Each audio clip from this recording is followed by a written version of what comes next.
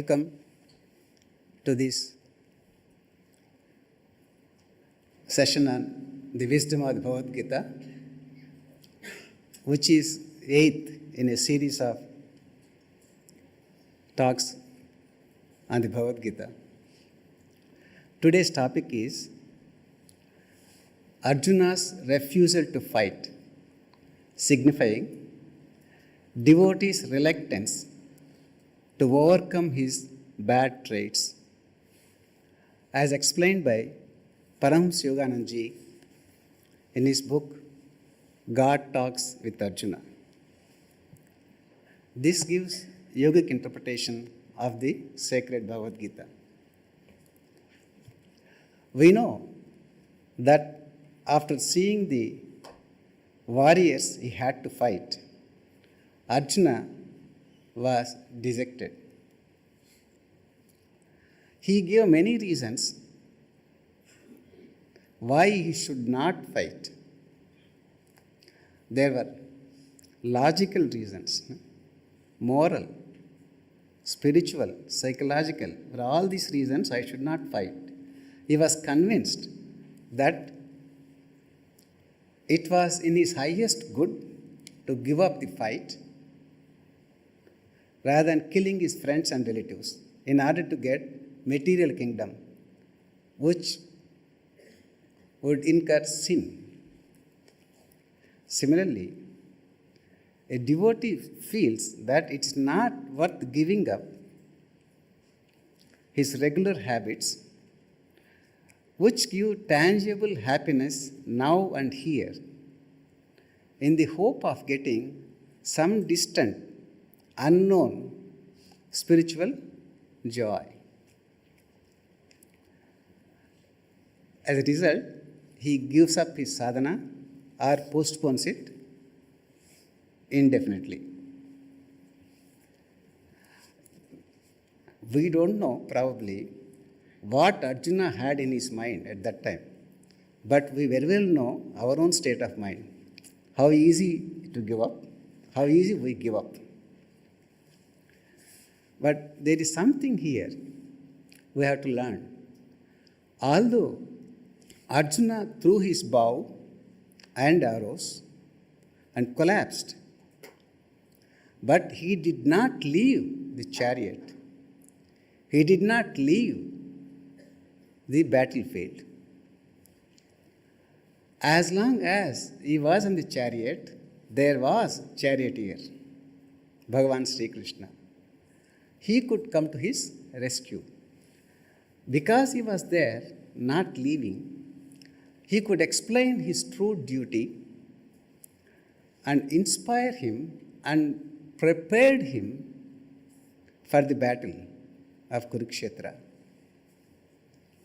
That apart, it's not only the inspiration, he actually helped in the battle. But for him, Karna would have killed Arjuna. It's because of Krishna who saved Arjuna from the Nagastra. Otherwise, Arjuna would have been killed. In many, many ways, he helped in the battlefield because he did not leave the battlefield, he did not leave the chariot. As long as we don't give up our daily sadhana, we are safe. Because charioteer is there. That's our Gurudev. Krishna helped Arjuna, Guruji will help us. As long as we don't leave the sadhana. We may be dejected, disappointed, there may be troubles, but we should not leave that chariot. That is important, that daily sadhana. Paramahansa Ji wrote, the obvious interpretation is for the inspiration of the ordinary man. The hidden metaphor is for the serious practitioner of the yoga science. The hidden metaphor, the allegory is for the serious practitioner of yoga science. That is you and me. We are seriously practicing yoga, Hansa, Kriya Yoga, we are practicing. So the hidden meaning is for us. Now we will take up Slokas 20 to 47 to understand this concept, how a devotee and why a devotee is reluctant to overcome his bad traits. To start with Sloka 20, I request Swami Vasudevananji to sing Sloka 20.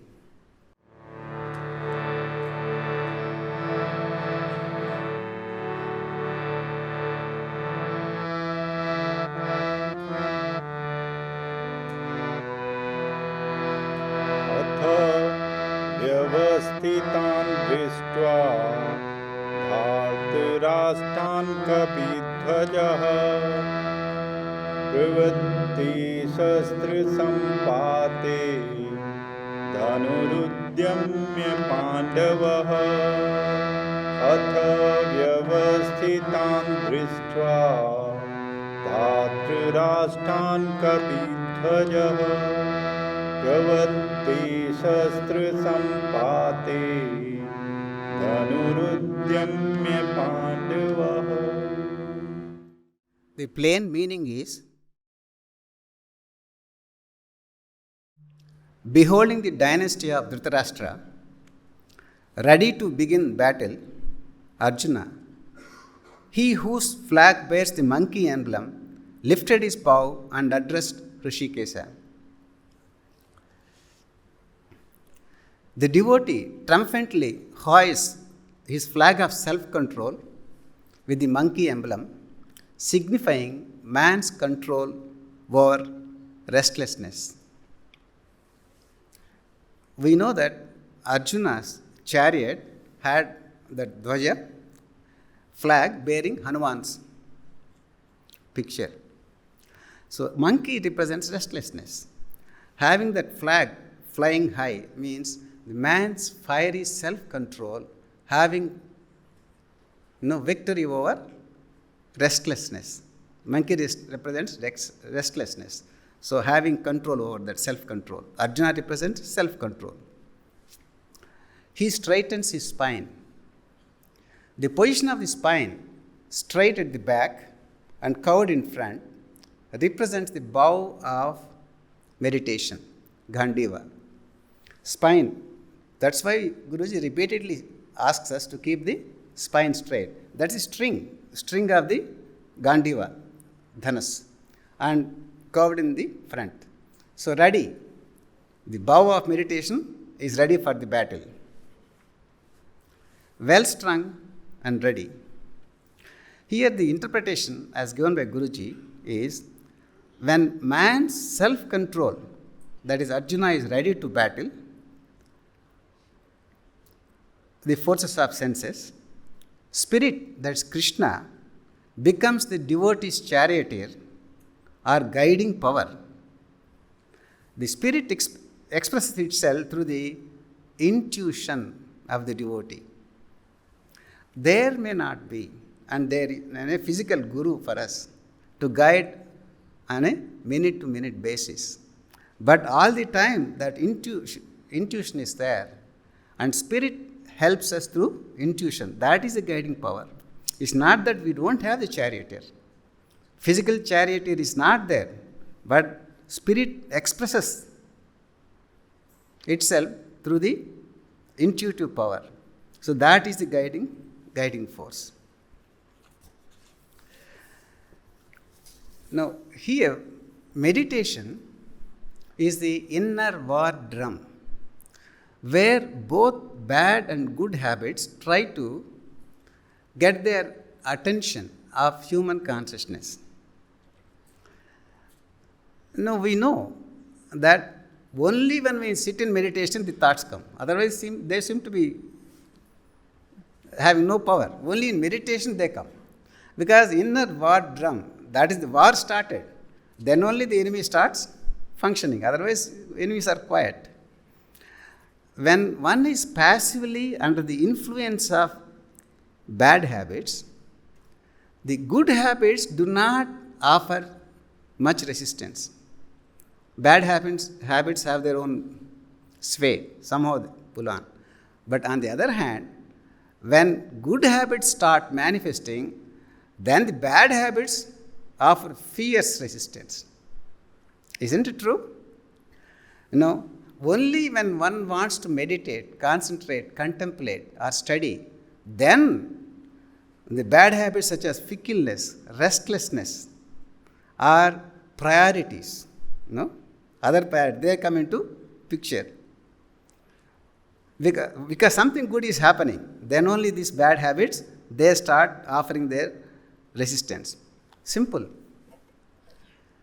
I have no problem in watching TV. Watching TV is no problem. Even I want to watch for half an hour, it could easily extend to 1 hour also. No problem. But when I want to watch my breath,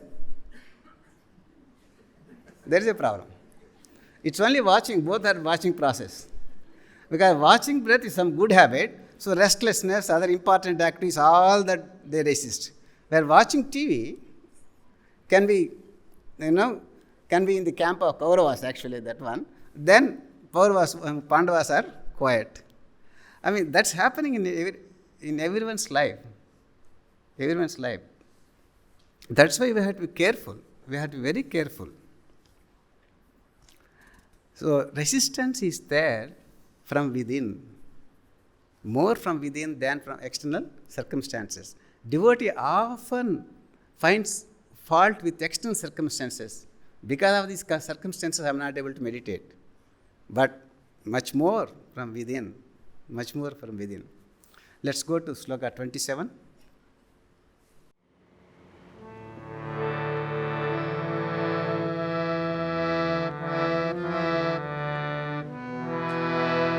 Sasuram suhridaschaiva sanuyorubhayorapi tam samikshya sakantiyah sarvan bandhunvasthitam. Sasuram suhridaschaiva sanuyorubhayorapi tam samikshya sakantiyah sarvan bandhunavasthitam. The plain meaning is, beholding all those relatives arrayed before him, Arjuna became filled with deep sympathy and spoke dolefully. That is the devotee's reluctance to slay his worldly tendencies. Now, Guruji wrote, what mortal doesn't feel this tender compassion for self? After all, that's me. That's where I am. And what is the problem? For example, I like my laziness. I just laziness, And I also say that if I am lazy, I am not harming anyone. And I'm not, why are you worried? Because I'm just lazy, I enjoy. And I like so many hours of sleep. I'm not troubling anyone, and I enjoy. That's what I am. That's what I am. And if you want me to give up this, then, so sad. That's what I am. That's what why should I give up this? It's so harmless, so enjoyable. If I give up this, what I'm going to get, I'm not very sure. So I enjoy all these bad tendencies. But Guruji says the Gita is addressing the true self, the soul, cautioning the aspiring devotee against sympathy for that part of the nature that opposes the self. Laziness is an offense against the active soul. That is what Gita is addressing. Bhagavan Krishna is explaining to Arjuna this true nature, not the temporary, but true nature. He has to uphold the truth, irrespective of the relatives he had to oppose. But true nature, true duty. Guruji wrote, it is good to feel good about the good in oneself, but it is bad to feel bad for the bad that should be destroyed. It's bad to feel bad for the bad that should be destroyed. we have to realize that what is good and what is bad in the long run. Right now, okay, I enjoy all these traits, but in the long run, they are not going to help me. Otherwise, how do we find time for meditation? How do we find time? Unless we get rid of some of these, not so important habits. Man is the image of God. That seed is there inside. No matter what, whether we realize it or not, that seed of avenue joy, that spirit Satchidanand is there inside, wanting to get an opportunity to manifest. That is there. But if seeds are roasted on fire, they won't germinate because the life is gone. Similarly, that seed of divinity is in me, but if that seed is roasted in desires, in normal human tendencies, they're roasted, then they won't germinate into self-realization. But we should remember, man will never find fulfillment and true happiness until we allow that seed to sprout and grow into a tree of self-realization. That is the only ultimate happiness. Otherwise, all temporary. Anything else, even if you are satisfied, it's going to be temporary. We have to allow that seed. But there is hope. Here is a short analogy. One saint, he held an apple which was rotten in hand. It was rotten, it's very clear. And he asked the devotees, can we regenerate this apple? Can we salvage this apple? Devotees said very clear, no, how can it be? It's rotten, so clear, it's rotten. But the saint cut that apple into a few pieces. He found some seeds inside. That seed, he said, I can now grow into a proper tree which would give apples later. That seed is not destroyed, it's still there. Similarly, that seed of divinity is there still in me. That's the hope. Outside, it's rotten. In the sense that I am not expressing that divinity. I am not fully joyful. I don't express that love and that wisdom. But inside there is. So that is the hope. We all have that hope. Next 3 slokas we take together, 28, 29 and 30. कृपया परया विष्टौ विषीदन्नदं ब्रवीत् अर्जुनोवाच दृष्टवेमं स्वजनं कृष्ण युयुत्सं समुपस्थितं सीदन्ति मम गात्राणि मुखं च परिशुष्यति वेपथुश्च शरीरे मे रोमहर्षश्च जायते गाण्डीवं श्रंसते हस्ताः त्वचैव परिधह्यते न च शक्नोम्यवस्थातुं भ्रमतीव चेन्मना कृपया परया विष्टो विषीदन्निदं ब्रवीत् अर्जुनोवाच दृष्टवेमं स्वजनं कृष्ण युयुत्सं समुपस्थितं सीदन्ति मम गात्राणि मुखं च परिशुष्यति वेपथुश्च शरीरे मे रोमहर्षश्च जायते गाण्डीवं श्रंसते हस्तात् त्वचैव परिधह्यते न च शक्नोम्यवस्थातुं भ्रमतीव च मे मनः. The plain meaning goes, O Krishna, seeing these my relatives met together desirous of battle, my limbs are failing, my mouth is parched, my body trembles, my hair stands on end.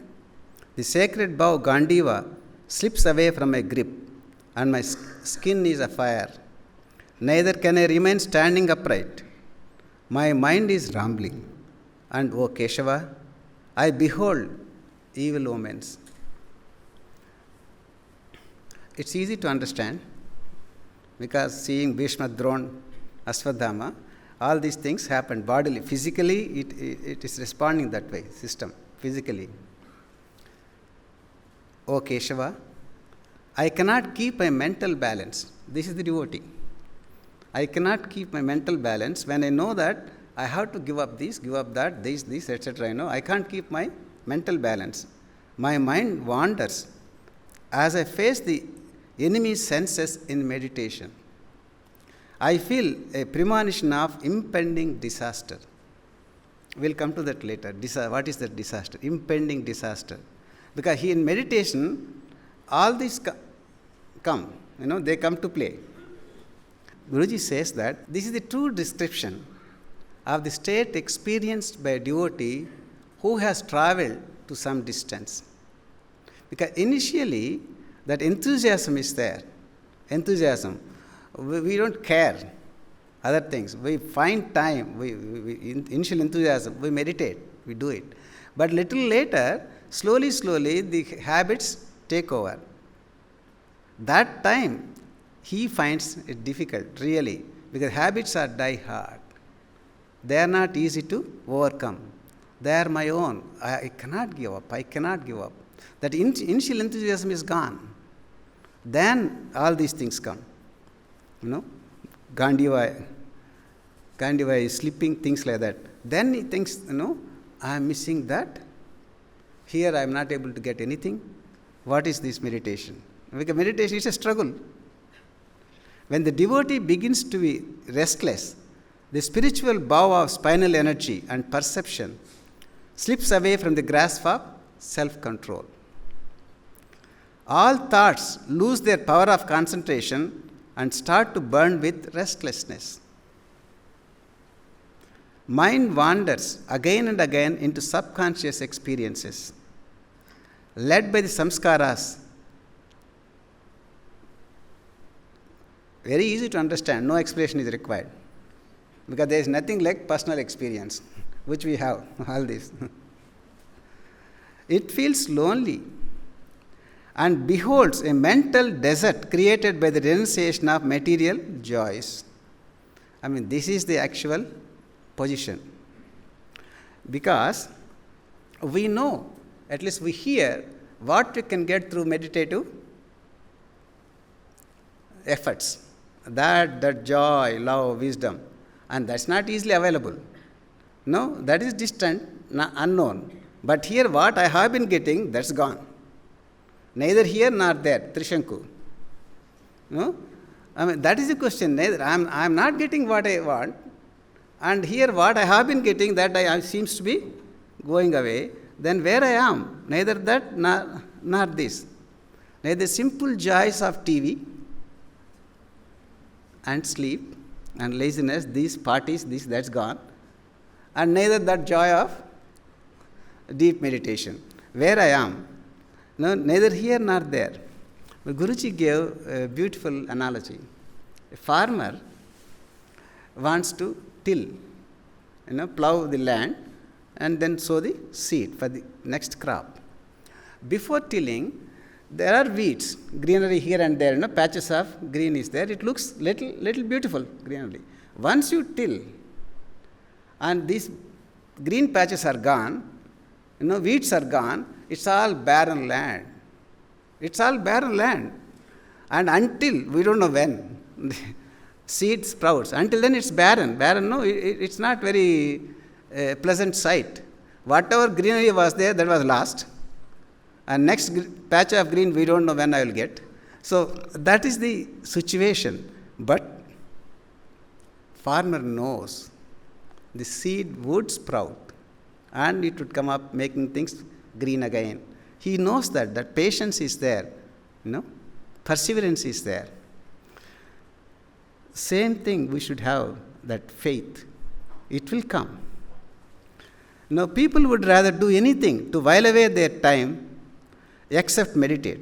Witness the hours lost in movies, card playing, aimless chattering, reading cheap novels, sensational newspapers, and watching television. Once accustomed, without these, life appears barren. Isn't it? So without these things, how? Life is meant for that. Life is meant for all these pastimes. Life looks barren. That is the situation we all face. So we have to have that patience and faith. Patience and faith. Next, let's go to Sloka 31.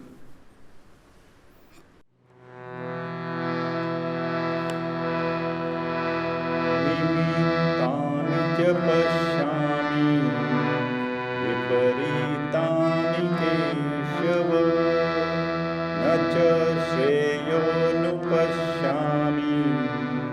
हत्वा स्वजनमाहवे निमित्तानि च पश्यामि विपरीतानि केशव न च श्रेयोनुपश्यामि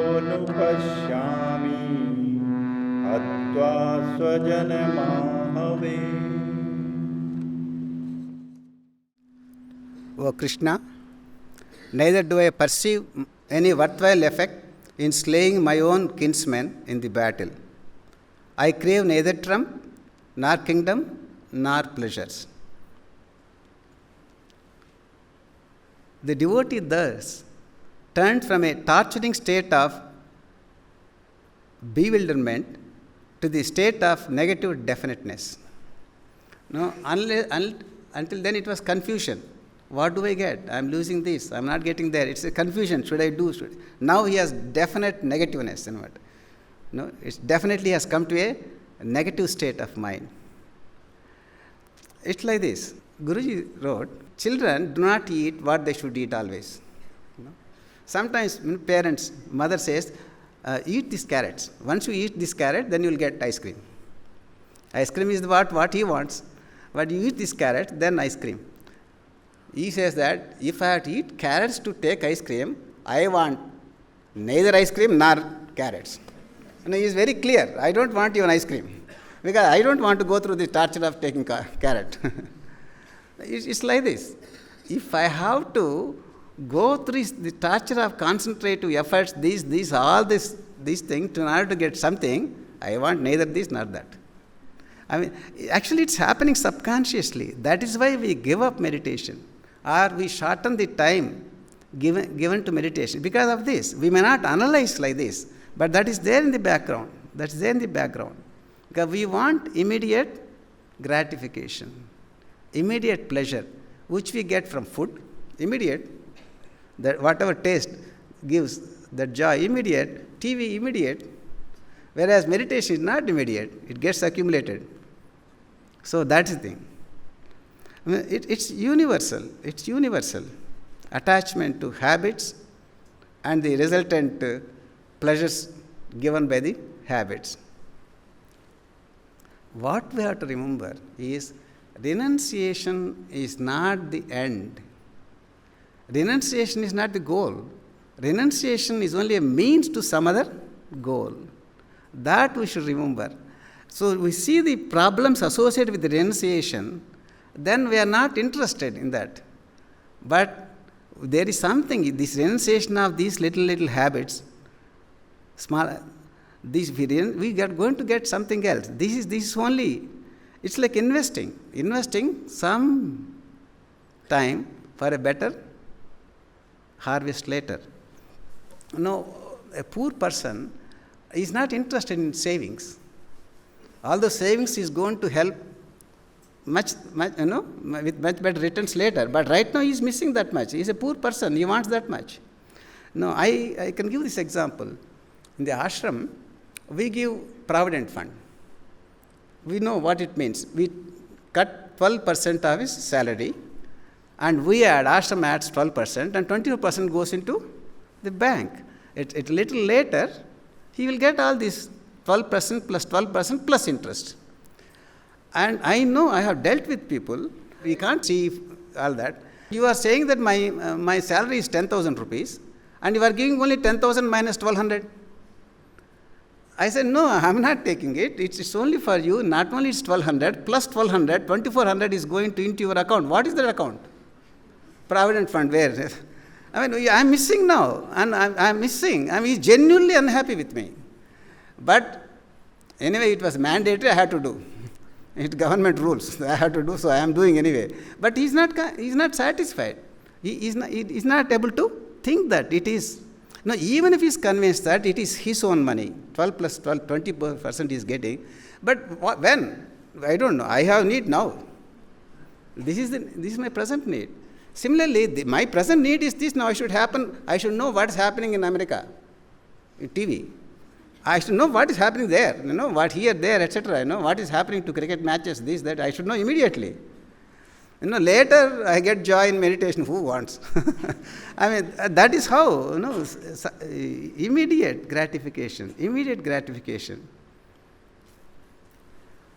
See, Guruji says that the sadhak is not denying himself anything, but is only shifting his taste from inferior, impermanent sense pleasures to superior, lasting soul happiness. So that's the thing. Whenever the mind feels a longing for the forsaken sense pleasures, the devotee should instantly picture to himself the end of his pleasure-loving body, its eventual entry into earth or the crematory flames. All the joys we think, all the joys which we are afraid of missing, they are all joys for this temporary bodily house. The meditating devotee who has felt even once the inexhaustible charm of the soul and its eternal relationship with God can never forget the joy of it. That's the thing. When we experience the joy of meditation, then we won't give up. Even if it's not there every day, we know that it is there. May not be available right now. So remember Provident Fund, because it's applicable to you and to me. See, we have to meditate, let us say 1 hour. 1 hour in the morning, 1 hour in the evening, let us say. What does it mean? 2 hours in 24 hours. 2 in 24 means around, say 8%. 8%. You have to invest only 8%. Here 8% if you give, remember the formula. If you put 25% is your effort, 25% is Guruji's blessings, and 50% is the grace of God. That means if I invest 2 hours, that much effort comes from Guruji, and 4 hours comes from God. So remember that. It's just 1 hour you are spending means it's not just 1 hour, it's going to be 4 hours. 1 hour plus 1 hour plus 2 hours. That is how you have to trick your mind. We have to trick our mind. This is not wasting. It is investing for harvesting later. We are not wasting, we are investing for harvesting later. So, the main thing is, when we sit there for meditation for 1 hour, that 1 hour may not be full of joy.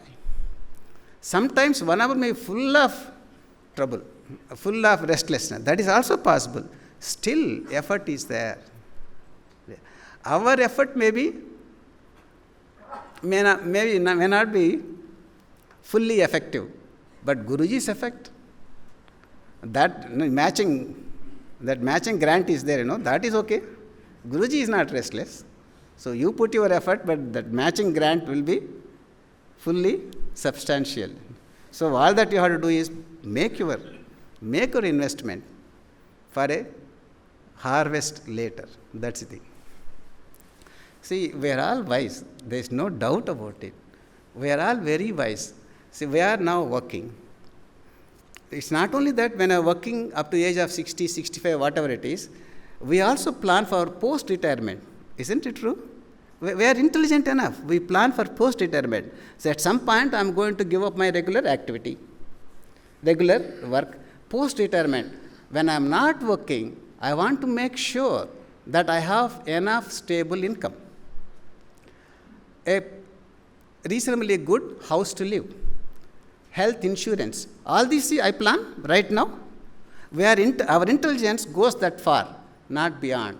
Because I am planning for now, present day, post-retirement. What about post-death? That's where we fall short. But that is also, there is something like that, post-death, not only post-retirement. Think about it. Think about it. There may be any number of lectures and seminars to guide you how to plan for your post-retirement life.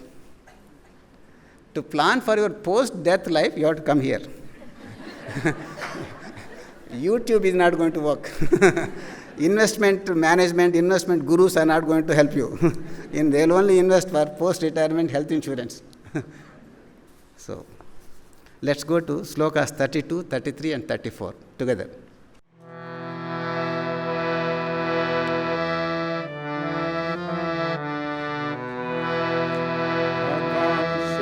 विजयं कृष्ण न च राज्यं सुखानि च किं no राज्येन Govind किं भोग्यैर्जीवितेन वा येषामर्थिकाङ्क्षितं no राज्यं भोगः सुखानि च तैमेव स्थिता युद्धे प्राणां त्यक्त्वा धनानि च आचार्यः पितरः पुत्राः तथैव च पितामहः मातुलाः श्वशुराः पौत्राः श्यालाः सम्बन्धिनस्तथा न काङ्क्षे विजयं कृष्ण न च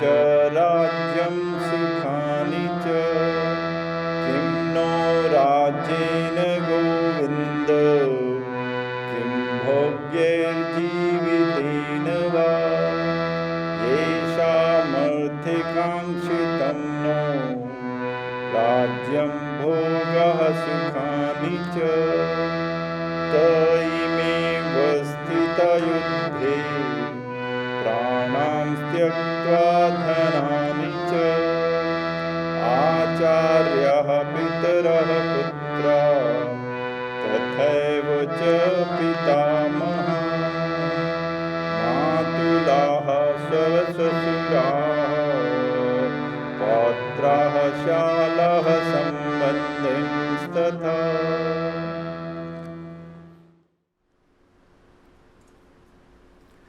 Arjuna continues, of what use to us is dominion? Of what avail happiness or even the continuance of life, O Govinda? The very ones for whose sake we desire empire, enjoyment, pleasure, remain poised here for the battle, ready to relinquish wealth and life, preceptors, fathers, sons, grandfathers, uncles, fathers-in-law, grandsons, brothers-in-law, and other kinsmen.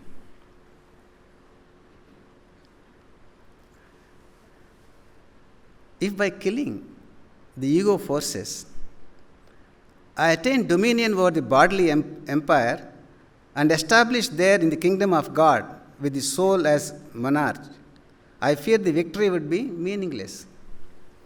Now, here, completely the thought is present, present, not future.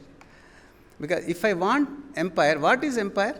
In that empire, I want my friends, my relatives, my parents, my uncles, even to enjoy, to share, to enjoy. That is the type of empire I want.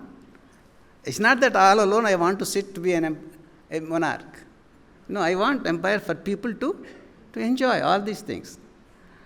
And if my desires are gone, if I have no more desires, then what use of getting that whatever it is? If I have no desire to enjoy, desire to feel, so what use of these things? You are asking me to get rid of all the tendencies. With these tendencies, I enjoy whatever I have. But don't ask me to leave my tendencies through which I enjoy my life. That is the devotee's argument. Because I need all these things for me to enjoy. If all my desires are killed by spiritual discipline, how can I be happy? Even the kingdom of God in my possession, even with the kingdom of God in my possession, can I possibly enjoy if I am devoid of all desire? See, most human beings nevertheless expect permanent happiness from the impermanent body. That is the root cause. We want to be happy with this body. That's all. That is we never think that we are this impermanent. See, the main thing, how having the experience of only material pleasures, and we think that the senses are required to enjoy anything even in future too. That is why it's difficult to conquer my senses. Jitendra, I don't want to conquer my senses, because only through senses I can enjoy. That's what I have been. And we extend this to heaven also. Heaven also means what? A beautiful place and beautiful nice arches and clouds and flowers and music going on all the time.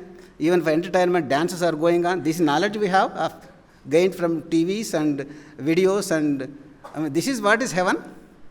For most of us, heaven is that, beautiful arches, clouds, this. Whether it is a commercial movie or Ramanand Sagar's Ramayana or Mahabharata, that's how heaven looks like. And that heaven too looks like, I have to have these senses to enjoy that. That music, heavenly music and entertainment. And with these senses, if I have to conquer, and what is that heaven I am going to enjoy?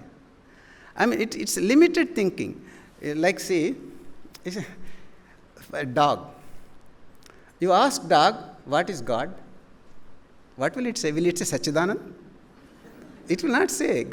For dog, God is a big, very ferocious dog which can run fast. And that is God for it. It can think of only a very powerful dog. And similarly, we are thinking heaven is a glorified place for enjoyment. And if that glorified place, if I am put there because of meditation, what do I do? Without the senses and desire to enjoy the senses? That is subconsciously we think that. Subconsciously we think that the senses are required for me to enjoy, to be happy. I have to have this taste.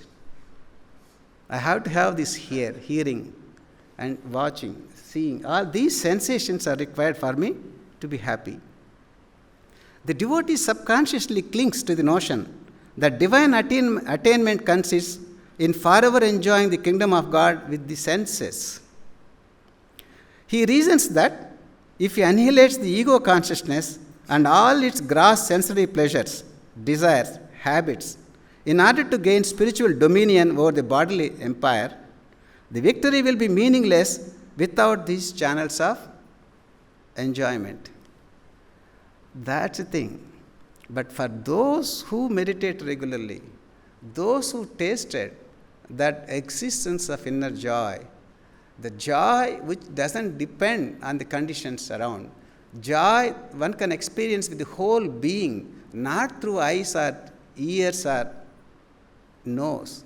You close your eyes and imagine the joy of meditation. Are you having that joy through the medium of senses? No, the whole being is full of the joy. Every cell of this. And you are in embrace of that God, that divine joy, embrace. And for that, no senses are required. But one has to have that experience. That experience can be had only from meditation. Only from meditation. I mean, that is why Guruji repeatedly says, anything else, doing any outward activity, very good activity, but that doesn't give that inner joy, that experience. Any activity outside, spiritual activity, religious activity, philanthropic activity, that's all very good. That helps the soul in many ways, but it doesn't give the same experience of that inner joy. I mean, that is the beauty of Kriya Yoga. We should be grateful for that, because it is said that a man with an experience is never at the mercy of a man with an opinion. How true it is. And we Kriya Yogis we are men with experience. God is no more theory. God is Satchidanand. God is experience. Yes, God is joy. No matter what's happening around me, no matter what's happening to me, still I can be joyful in spite of all the difficulties inside. That's experience. That is experience. In the absence of that experience, we want this, the senses to be there to have that pleasure. I mean, that is the reason. That's why we are reluctant to become Jitendras, reluctant to conquer the senses. We should be grateful. We should be grateful to Guruji for this kind of experience that he bestows on us. He bestows on us and with meditation. He also assured that from the beginning you will have the glimpses of that inner joy. If only we are sincere, if only we are regular. From the very beginning we'll have the glimpses of that. Deeper realizations will come with time. But with regularity, with sincerity, we'll have at least the glimpses of that inner joy. We will be convinced. That motivates us to stick to the path.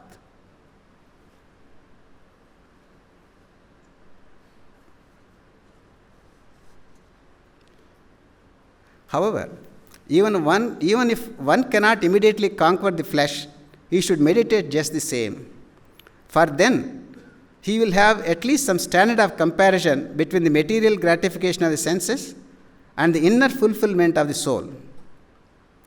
Those who fail to conquer sensory passions and also give up meditation fall into an almost hopeless state of spiritual decay.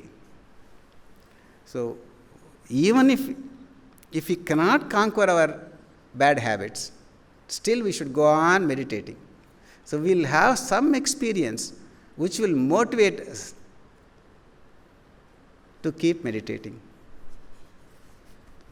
Next, we will go to slokas 42 and 43.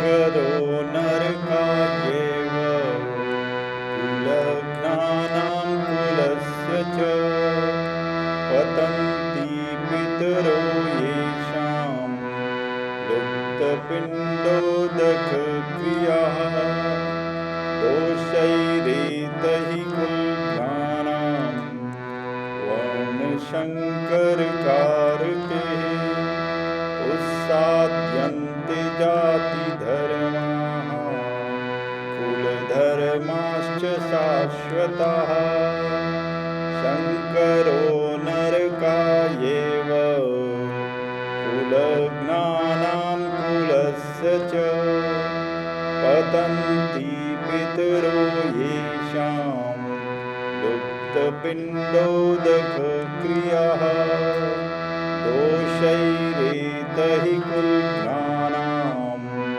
varna shankar karkai utsadyante jati dharmaha kul dharmascha shashvata.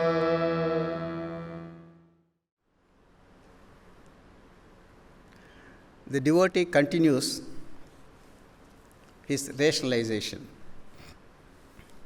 Now, Arjuna here talks about family rights, dharma, you know, Pitru Praksha, all that, he is talking about that now. Very interesting. Arjuna is mentioning all these things to Bhagavan Krishna. It goes like this, the plain meaning. The adulteration of family blood consigns to hell the clan destroyers, along with the family itself, their ancestors, by being denied the oblations of the rice ball, pinda, and water, are degraded. By these misdeeds of the family destroyers, producing admixture of castes, the time-old rights, dharmas of the caste and clan are annihilated. And he goes into all that, what's going to happen to the family if children are not there, who will offer that pinda to ancestors and all that. It's all gone, that rituals are gone, etc. What will happen? Here, the devotee in me and in you, he fears that subjugating sense faculties to the soul discrimination will create psychological problems. And that is there. Many people have this. They are worried that psychologically they may be affected. If they don't feed their senses, what appears to be normal, be it watching TV regularly or keeping track of news, what's happening around, all these things, if all these normal activities, if I don't do, what will happen to me psychologically? That is worried. It is necessary for me to keep abreast of all these things. These are more important. Otherwise, psychologically, I may go to such a state where I am not be acceptable. I may not come out of that. Here, Guruji used beautiful explanation. Ancestors. No doubt, in ancestors, we have rituals. We give pinda, that rice ball. We offer water to our ancestors who are gone. Ancestors. Who are the ancestors of human consciousness? Who are the ancestors of human consciousness? That is soul, intuition, creativity, that perfect love, unconditional joy. These are the ancestors of human consciousness. So we have to keep these ancestors pleased with appropriate offerings. Like we give offerings of pinda, water we give to please our ancestors. These are the ancestors of intuition, soul, creativity, etc. And Guruji says here, these ancestors are degraded into ordinary human sense consciousness unless they receive from the wisdom faculties a flow of inspiration and inwardly turned life force, water, and regular offerings of vital spiritual enthusiasm, pinda, rice ball. What are the offerings that please our ancestors here? That is the inspiration of inwardly turned life force. That is pranayama, interiorization. That is the inspiration for our ancestors, soul, intuition. They enjoy from this. And similarly, the spiritual enthusiasm, the sustained enthusiasm, that is the pinda, rice ball we can offer to our true ancestors, soul, creativity, intuition, joy, etc. So these are what actual rituals in the higher sense are these, that inwardly turned life force, that's pratyahara, interiorization, and spiritual enthusiasm. These are the items liked by our real ancestors. Okay. On the other hand, who are the ancestors of senses?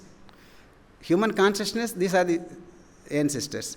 And senses, mind, desires, thoughts, they are related, And what is that you want to give these people? Mind, desires, and thoughts, eating, reading, watching TV. These are the things which feed these thoughts, which feed these desires, mind. This is where we get stuck. Where no doubt our ancestors of mind are being are being satisfied with these small offerings like just gossiping, talking, reading, eating these things, watching these things. But the real ancestors are the soul, intuition, creativity. For that we need to offer interiorization, pratyahara, spiritual enthusiasm. But the devotee persists in his erroneous conjecturing. If I destroy sense inclinations, the discriminative faculties will be starved from lack of action. The emaciated wisdom will fail to inspire the soul. The uninspired soul will cease to illuminate man. Thus, wisdom will degenerate. I mean, he is very worried. He is worried, if my senses are not fed from these sense attractions, then cells get starved and they won't function. They won't function. The baseless fears of the devotee are suggested to his mind by the forces of king material desire, Duryodhana. The king material desire, that is misleading us. That's misleading us. Some devotees, especially new devotees, come. That hesitation is there. Meditation means what? What is that? First thing they ask is, if I start meditating, do I have to give up eating meat? It's a practical question. I mean, I'm used to taking meat, and family takes meat. I mean, environment is that. It's a problem. If I don't take, what will happen? A lot of complications may come in the family if I don't take meat. I mean, genuine question. Not that he is deprived of it, but there could be harmony problems. Do I have to give up meat, or do I have to give up my normal way of living, which I have been leading all these years? Only when we start meditating, we understand that it is not giving up. Giving up is not going to give us self-realization. It is taking up. It's taking up good activities, taking up, good habits. That is more important. As you are going along the path of meditation, if you are not interested in taking meat, it's okay. That drops off from your plate. It drops off. It's natural. Not that you have to give up to start this. No, it's not the giving up that we are interested. It is what is in taking up. Taking up good. That's more interesting. Main thing here is, one should not be worried that there will be psychological problems if I don't feed my senses the way I have been feeding, with all these sense pleasures. I mean, that is the thing. Next we go to Sloka 46, single Sloka 46.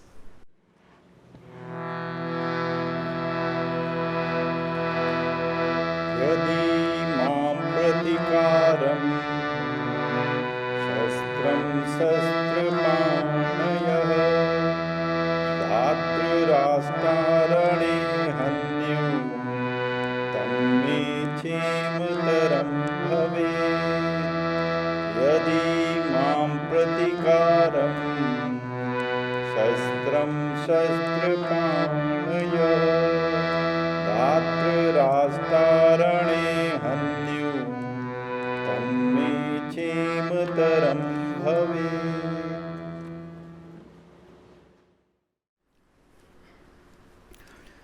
Arjuna,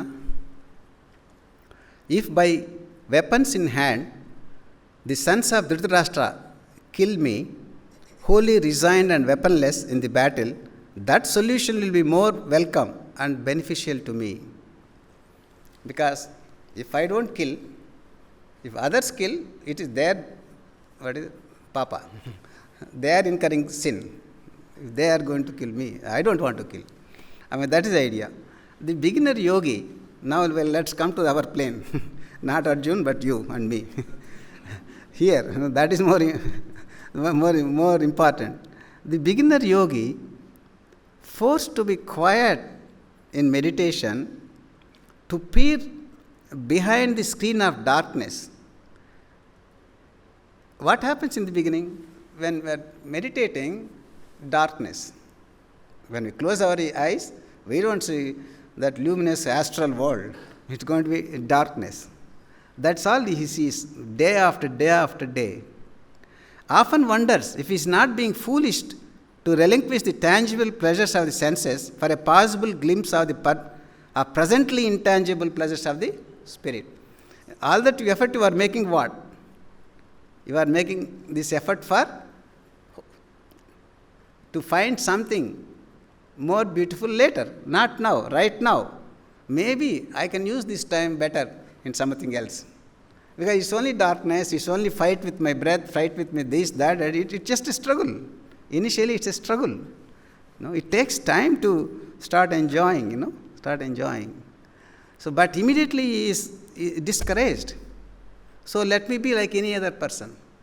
So many people in this world, people around me, they're all doing these things. Let me also be one like that. What is this? What is this?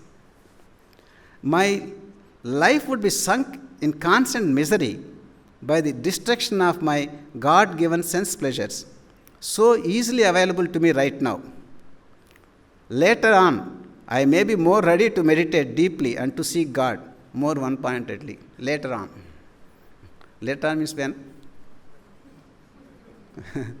After 10 years? Or next year, or 10 years, after retirement? Maybe after death. That is more easy. He thus concludes, we may not be using these words, but devotees on the fence, that regularity has not yet been a part of his life. He thinks something like this: I will refrain from further practice of meditation. I will not use the weapon of pranayama to destroy the magnetic attraction of the senses. It doesn't matter if I am overpowered by the material instincts and suffer at their hands. I simply will not become a semi-paralytic, a half-dead individual, deprived of all desires for material things. So let me be like anyone else who have been enjoying all these things. Simple, easy way, the easy way of doing that. That's how people resign. Let's go to the last sloka of the first chapter, 47th sloka.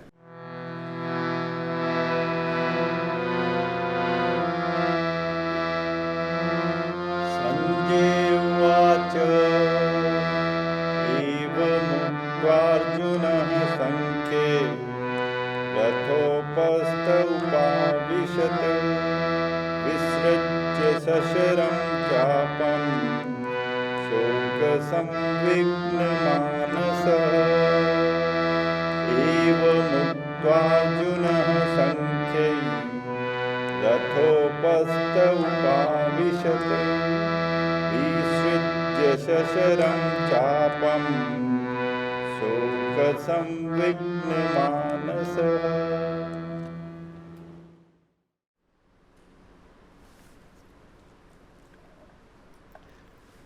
Sanjaya explains to Dhritarashtra, the blind king, Arjun, having spoken thus on the battlefield, his mind disturbed by grief, flinging away his bow and arrows, sat down on the seat of his chariot. That is the solace. He flew, he threw away his bow, Gandiva, and the arrows, but he sat down there. As I already mentioned in the beginning, we may face many challenges in life. Very tempting to give up meditation, give up sadhana. But even if we are not convinced, even if we are not enjoying on a day-to-day basis the sadhana, let's not leave. Let's keep to that minimum, that regularity. Let's keep to that. That will save us. Because as long as you are on the chariot, charioteer is there. As long as we are doing sadhana, the guide is there. Guruji is there. Charioteer can help. Guruji can help. Key is we should not leave. We should not leave our sadhana. See, we are very regular at food. We are very regular at sleep. It's not that food is very interesting every day. It's not that food is, every meal we take will not be tasty. But just the same, we take food 3 times a day because it's necessary. We are convinced that it's necessary for me to take food. Same thing with meditation. It's essential for me to meditate. Come to that stage. Not necessary that we have to enjoy every meditation. Because if you take food, even if it is not tasty, reluctantly you are taking, but still you are benefited. Body is energized with food. Same thing. Even if you are not really enjoying meditation, but sit down and meditate. It has its positive effect. That is there. That investment is there. Definitely will harvest later. So that is the thing. Regularity is so important, so important.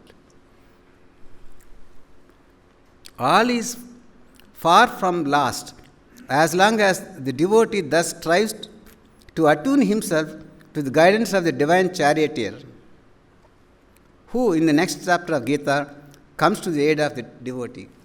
Sankhya Yoga, next chapter, Guruji explains how it's going to.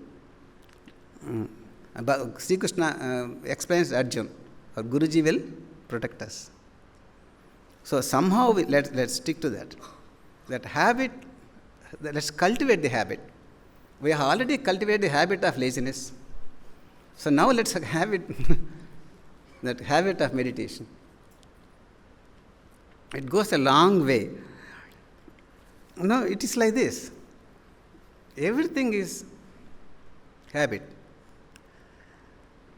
Meditating regularly is a habit. Skipping meditation is a habit. That's also a habit. Skipping also becomes a habit.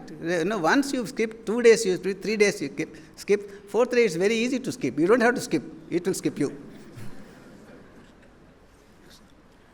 I will just give an example. How the thought, the habits help. One person had many elephants. They were all instead Gosala is a Gajasala, in a shed, elephants were there. One person was interested to go and see. He was watching the elephants. Interestingly, they were very huge, big elephants, but they were all tied by a small, thin jute rope. Jute rope. Normally, elephants are tied by metal chains, They are very powerful, but they are all small jute ropes. He was wondering, and he asked that caretaker, how is that you have put only the jute ropes for these elephants? He said, when these elephants were young calves, we used the same jute ropes. At that time, they tried to break free. They pulled and pulled. But for want of strength and for want of technique, they were not successful. They couldn't break free. Jute rope could not be broken. And it slowly went into their minds that I cannot break this jute rope. And even if they are big, after they became big also, they never even try. Because they can't break. Same thing with us. Now, I cannot live without 3 hours of TV. I'm brought up like that, day after day, 1 hour here, half an hour there, 1.5 hours there, serial, news and matches. Everything put together 3 hours, maybe less. How can I live? I can't break this jute rope of 3 hours with TV. Because it's part of me. Break free. Break free. One more point is, ask any person in the world. He feels that for me to be happy, I have to have nice food, good friends, good money, things like that. I have to watching some good things. I have to listening some good things. The senses are the one which give me happiness. Because he is trained from the beginning. He was trained like that from the beginning. But only it's after we got used to meditation, we understand that for me to be joyful, I don't have to have anything through my eyes or ears or nose or tongue. On its own, I can be so joyful inside. That joy, we have to taste it. Again, it's a habit. Break free. Common man doesn't know that there can be joy without senses, without involving senses. But we know, just by meditating regularly, we can be joyful. We should be so grateful to Guruji for this. So grateful.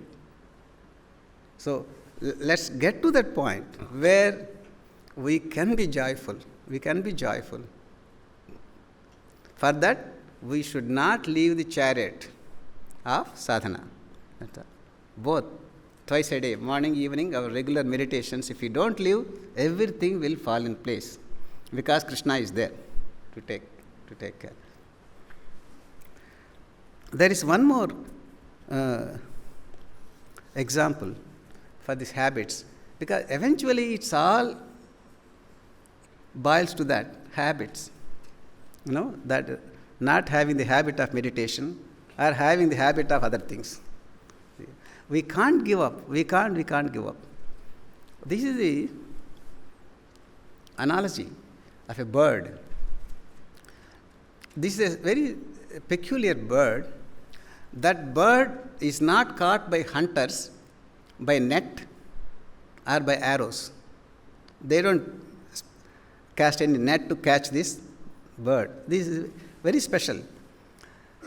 What the hunter does is, he puts a rod on two hinges on the branch of a tree, just, two hinges, and a simple rod is there, round rod.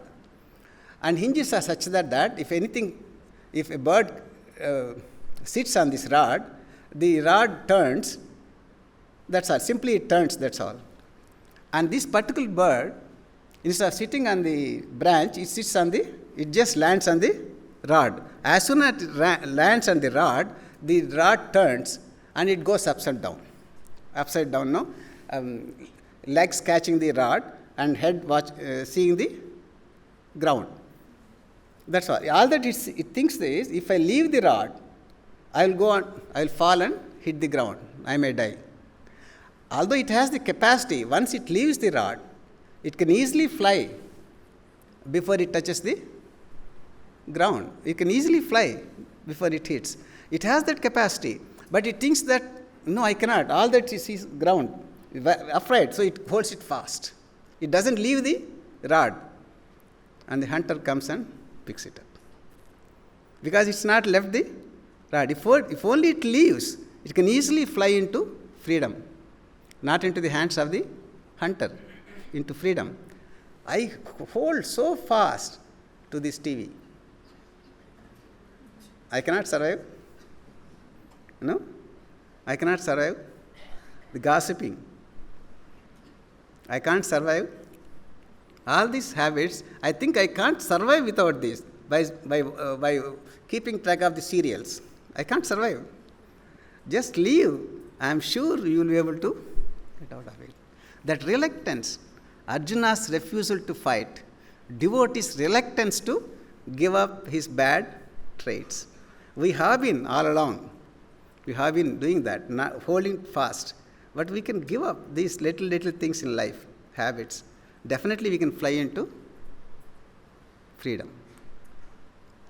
So, now do we understand that? It's not so much about Arjuna's refusal to fight, slokas 20-47. It's more about my reluctance to give up bad traits. It's more about my reluctance. Whereas I have the capacity.